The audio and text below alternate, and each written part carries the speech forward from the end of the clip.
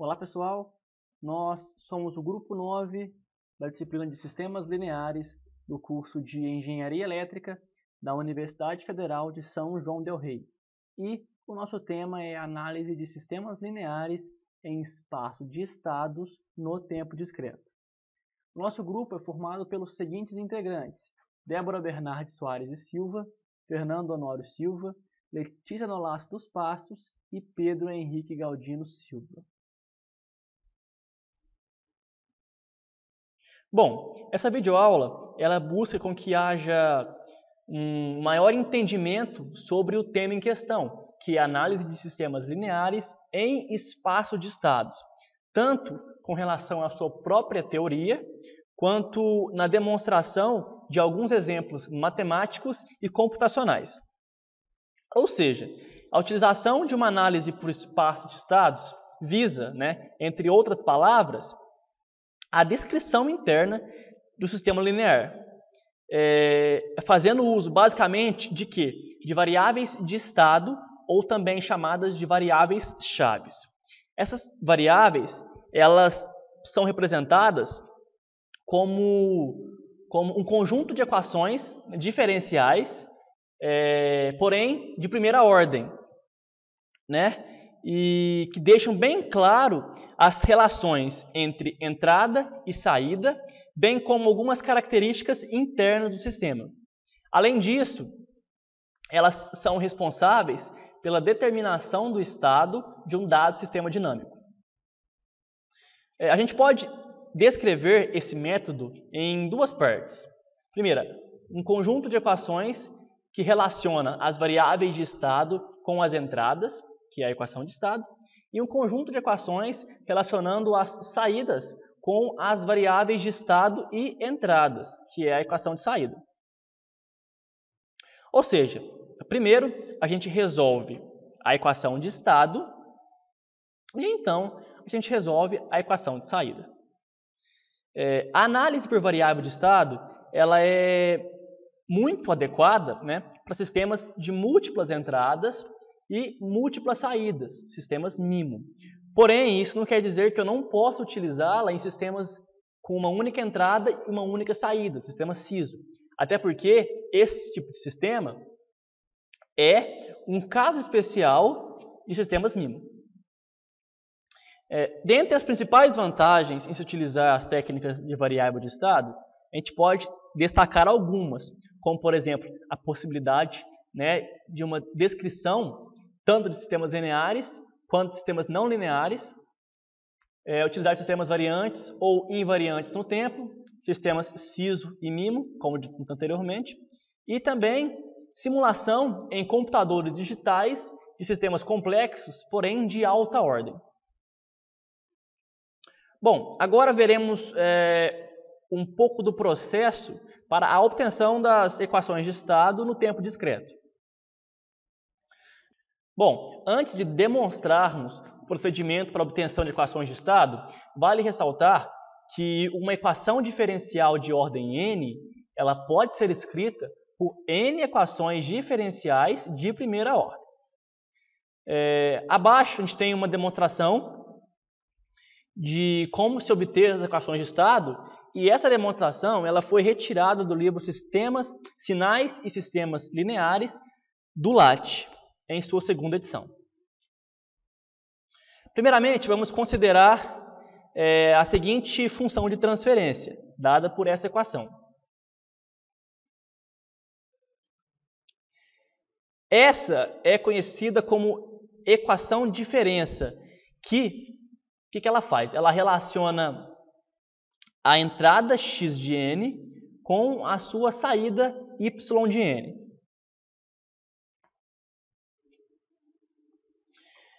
As equações 10.87, elas são n equações de diferença de primeira ordem com n variáveis, Q1 de n, Q2 de n, Q3 de n, até Qn de n. Essas variáveis, elas são conhecidas como variáveis de estado, pois os seus valores iniciais eles vão depender unicamente da resposta y de n para um dado x de n.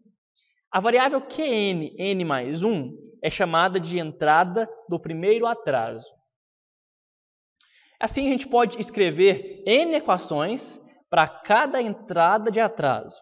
Com isso, a saída y de n, ela fica em função da entrada do primeiro atraso.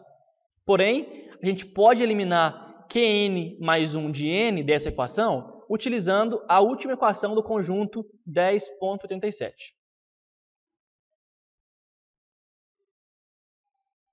Assim, a saída y de n fica da seguinte maneira.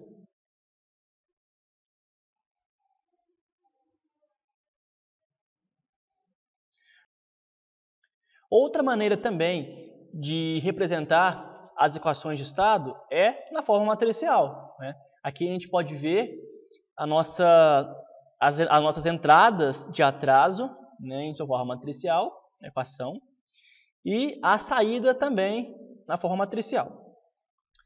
Por fim, essas são as equações de estado no tempo discreto, onde a minha entrada de atraso é igual à minha matriz A, que multiplica o meu Q de n, mais minha matriz B, vezes a minha entrada.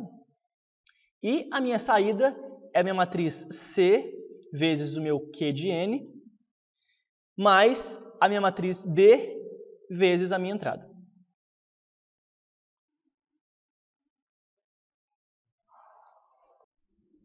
Bom, nesse caso, estamos representando um sistema em tempo discreto com equações de estado na sua forma direta 2, ou também chamado de FD2.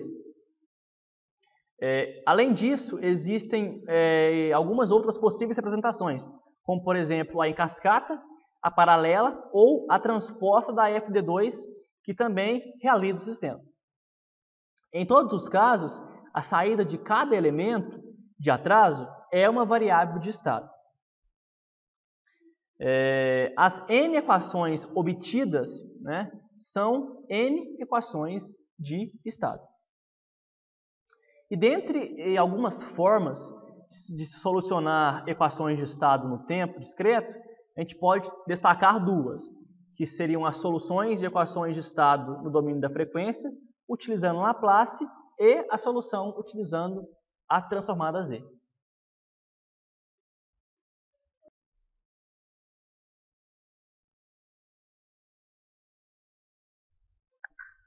Soluções de equações de estados por Laplace.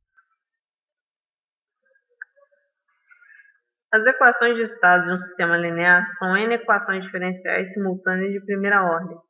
Elas podem ser resolvidas tanto no domínio do tempo como no domínio da frequência. Para a resolução no domínio da frequência, utilizamos a transformada de Laplace. Aplicando a transformada inversa de Laplace na equação 10.35a, obtemos a equação 10.35b. Nela observamos que a primeira componente é a componente de entrada nula e a segunda é a componente de estado nulo.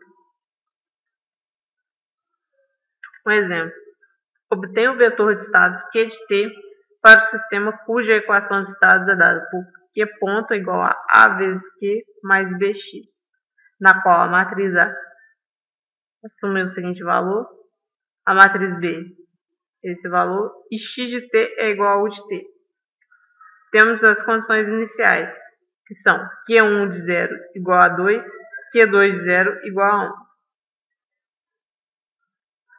A partir da equação Q de S igual a φ de S, Q de 0 mais φ de S, BXS, vamos obter primeiro o φ de S. Então temos que S vezes a identidade menos A, matriz A, é igual a I, φ de S é igual a S vezes a matriz identidade menos a matriz A inversa.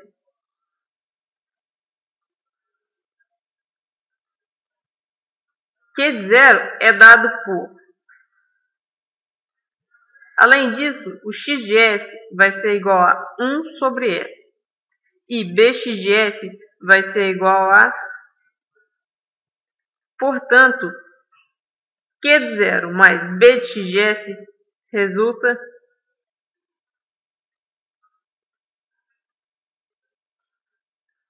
e Q de S igual a φ de S, Q de 0 mais φ de S, B de x de 0 vai ser igual a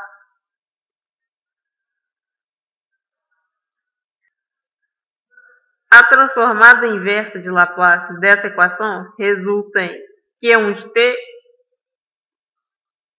e Q2 de t.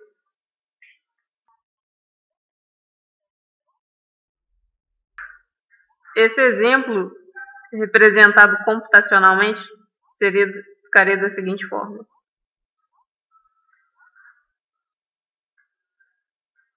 A equação de saída é dada por y de S, Cφ de S, Q0, mais Cφ de S, B, mais D, vezes x de S.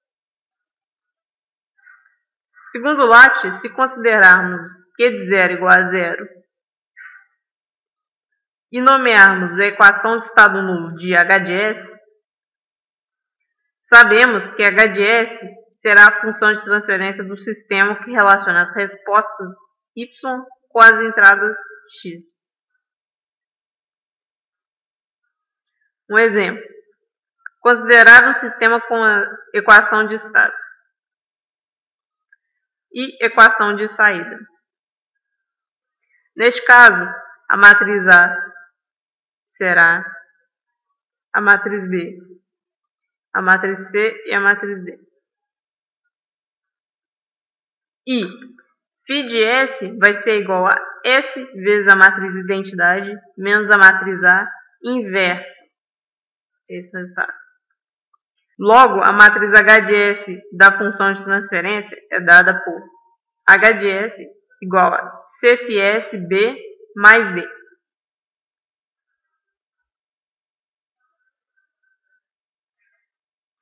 A resposta ao estado nulo é y de S igual a H de S vezes x de S. Então, agora vamos determinar a função de transferência que relaciona a saída y3 com a entrada x2. Seria a seguinte. H de 3, 2S é igual a essa matriz.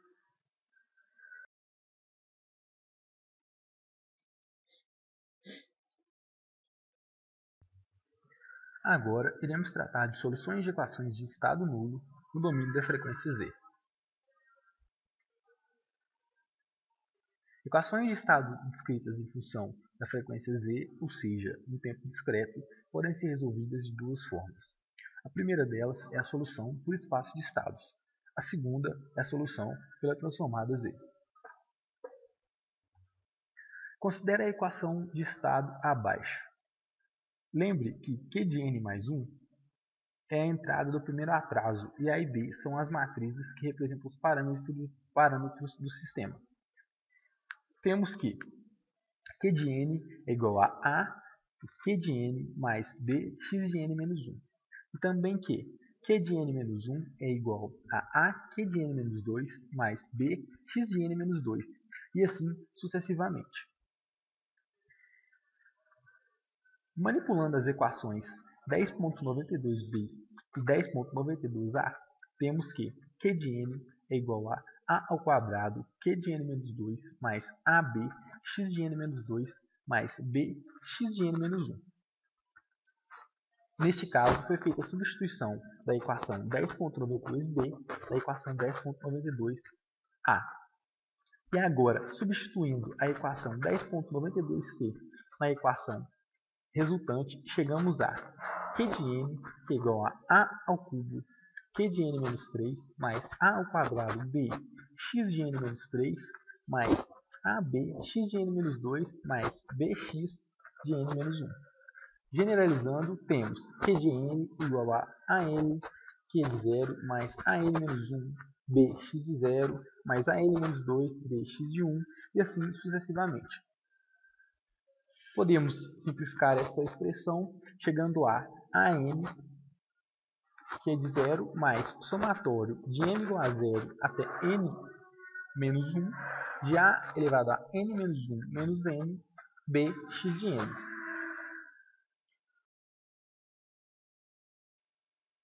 Como N menos 1 sempre será positivo, podemos concluir que Q de N é igual a N menos 1, o de N menos 1, convoluído de B de x de N.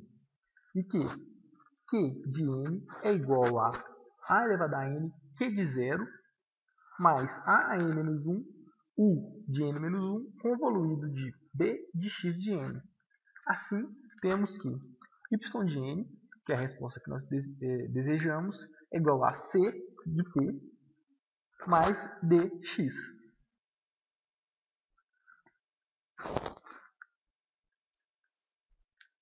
Relembrando da seção B.6-5 do livro texto, temos que A elevado a N é igual a beta 0i mais beta 1a mais beta 2 ao quadrado mais beta n menos 1 a elevado a n menos 1, na qual o vetor beta é igual à multiplicação de vetores dos n autovalores de A. Vamos agora com um exemplo computacional retirado do livro texto. Utilize o MATLAB para obter a solução gráfica do exemplo 10.12. Esse diagrama de blocos representa o problema do sistema do exemplo 10.12. Aqui nós temos uma rotina retirada também do livro texto que resolve esse problema, em que A, B, C e D são os parâmetros do sistema. E criando o modelo no tempo discreto com a função cis, depois nós definimos a entrada, o número de estados, n, x a entrada, e depois com ele sim a gente simula esse sistema e obtém a saída simulada. A figura mostra como seria a saída desse sistema.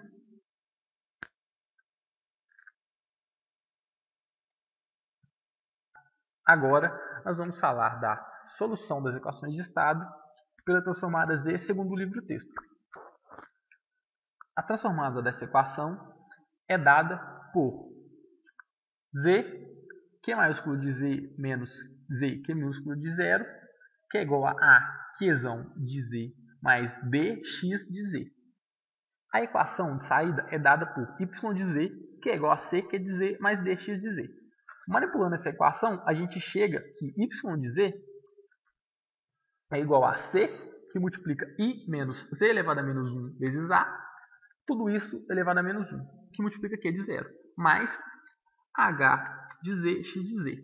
A primeira parcela dessa solução representa a resposta à entrada nula e a segunda parcela representa a resposta ao estado nulo. Em que H de Z é igual a C, que multiplica ZI menos A elevado a menos 1 vezes B mais D. Em que H de Z é a matriz da função de transferência do sistema.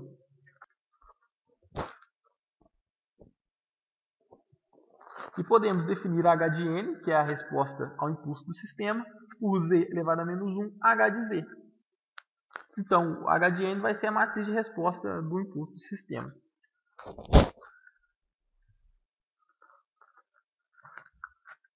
Seguindo esses passos, vamos resolver o exemplo 10.12, que a gente resolveu anteriormente pelo MATLAB, pelo outro método, dessa vez utilizando a transformada. A gente substitui os parâmetros do sistema na equação de y de z, e a gente vai chegar que y de n é igual a menos 8 vezes 3 elevado a menos n, mais 21 vezes 2 elevado a menos n, mais 12 menos 18 vezes 2 elevado a menos n. Tudo isso multiplicado por U de n.